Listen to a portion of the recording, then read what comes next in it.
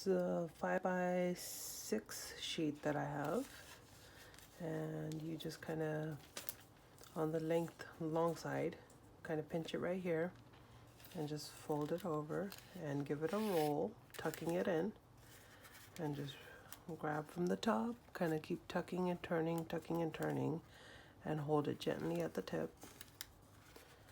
And then you take a pin and slide it into the tip, and then give the back tail here a little pull while also holding onto the tab in the front, and give it a gentle, slow pull. I like to put 2 fingers in and give it a little pull so it gives it a nice snug roll here.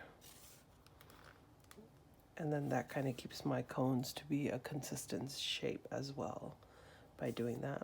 And then take 1 piece of tape, put it right at the tip, and just roll the tape around, just like that. And then another piece of tape. I like to find the side seam here, right here. And 1 little piece there. And then a little piece on the top right here. And slide a piece of tape right up there. And there you have it, a perfectly rolled cone.